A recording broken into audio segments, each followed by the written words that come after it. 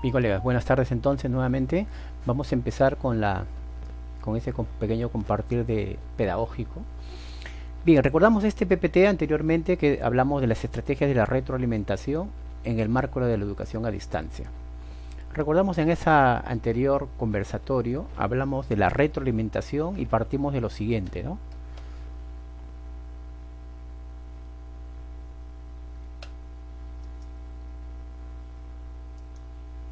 Partimos de lo siguiente. En el diseño curricular nacional nos dice que la retroalimentación consiste en devolver al estudiante información que describa sus logros o progresos.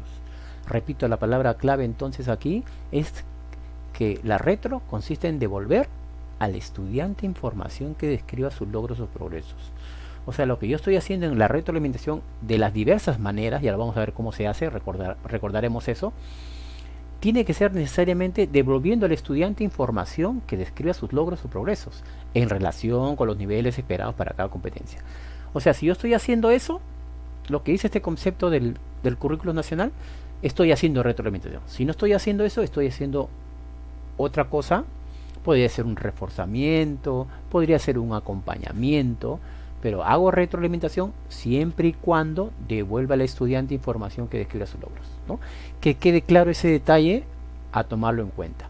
Bien, luego de eso también quiero refrescar la memoria de lo que ya trabajamos antes en el siguiente punto, ¿no? En el siguiente punto. Acá, tipos de retroalimentación. Bueno, según los efectos en el aprendizaje se consideran, recordemos, se consideran tres tipos de retroalimentación.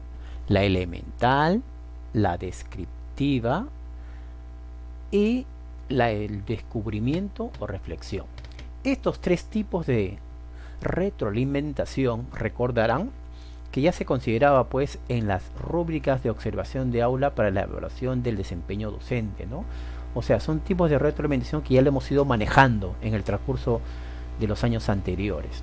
Entonces, nuestra ficha de monitoreo, que es la propuesta del mismo Ministerio de Educación, considera que los maestros deberían trabajar estos tres tipos, ¿no? Estos tres tipos de retroalimentación, que ya lo hemos ido manejando, ¿no? Entonces, vamos a pasar a lo siguiente. Lo siguiente también nos dice, por ejemplo, tipo de retroalimentación en función a quién se le da, o cómo se le da, perdón, cómo se le da, o cómo se provee, ¿no? Hay dos maneras, el oral y el escrito. El oral, como todos sabemos, se puede dar de varias maneras. Una de ellas, la más conocida, y la que algunos maestros utilizan, es la videoconferencia, ¿no? Conversando con el estudiante en grupo. Entonces, de una manera se da oralmente. También cuando alguna vez llamo por teléfono, ¿no? Y me pongo en contacto con los estudiantes. La otra manera es la escrita, y la escrita se da a través de los comentarios que los maestros ponen en el Classroom, ¿no? En la plataforma Google Classroom. Y también algunos maestros lo están haciendo en el WhatsApp, también a través del WhatsApp se está retroalimentando, ¿no? Son las dos maneras más usadas. Bien, también otra manera importante que quiero recalcar de la escrita es lo siguiente, ¿no? Y leo. Dice, la retroalimentación escrita está referida a los mensajes escritos que se brindan a través de anotaciones. Es ventajosa porque permite dejar registro del mensaje y retornar a él las veces que sea necesario. O sea que un trabajo escrito de la retroalimentación es bastante ventajoso, es importante. Sin embargo, dice, exige bastante precisión y simplicidad en el lenguaje de quien la provee. Para eso pues tenemos que ir practicando para que nuestra retroalimentación escrita sea de la mejor manera. Y para eso hay estrategias, ¿no? Que ahorita lo voy a mencionar y vamos a recordar lo que hemos visto anteriormente. Sigo. También entre los tipos de retroalimentación, dependiendo a quién le vamos a dar, o sea, dependiendo del destinatario, se puede considerar individual o grupal. Individual obviamente es de uno a uno, ¿no? Cuando llamo por teléfono, de repente hago una videollamada por WhatsApp, se podría dar, ¿no? O cuando hago escrito también de uno a uno, ¿no? Podría ser. Y la grupal cuando hago pues la videoconferencia, ¿no? Cuando trabajo con los 8, 10, 15 chicos que yo considere conveniente. Bien, entonces, tomando en cuenta estos tres tipos de retroalimentación que se articulan, ¿ah? No es que sea uno distinta de la otra, se articulan. Vamos viendo entonces cómo se está llevando a cabo en estos momentos la retroalimentación. Es decir, si yo estoy haciendo grupal, ¿qué quiere decir eso? Que cuando yo hago grupal, debo tomar en cuenta entonces cómo estoy retroalimentando a los estudiantes, como dice la teoría pedagógica del currículum, ¿no? Cuando hago grupal, le estoy dando a los chicos, le estoy devolviendo a los estudiantes información sobre sus logros. Si estoy haciendo eso, bienvenido. En la individual, ¿le estaré haciendo? Seguramente que sí, ¿no? Si le estoy hablando en forma oral o le estoy haciendo en forma escrita también, ¿no? Entonces, eso es importante. Ahora, cuando hago escrito, si hago escrito, básicamente debo hacerlo elemental, descriptivo o si no por descubrimiento o reflexión. Bien, entonces tomando en cuenta estas tres situaciones, vamos a pasar a lo siguiente que también es importante. Lo importante en esta situación es las estrategias. Acá está la más famosa que vemos en pantalla, la más conocida de todas, que es la escalera de la retroalimentación de Wilson, ¿no? Que tiene 4 pasos importantes que ya lo hemos visto y comentado varias veces, inclusive hasta con videos, ¿no? ¿Se acuerdan? Primer paso dice, para este recordamos, clarificar, luego continuar a valorar, expresar inquietudes y finalmente hacer sugerencias. Esta estrategia es la más conocida de todos y muchos maestros la están utilizando, ¿no? De una manera u otra.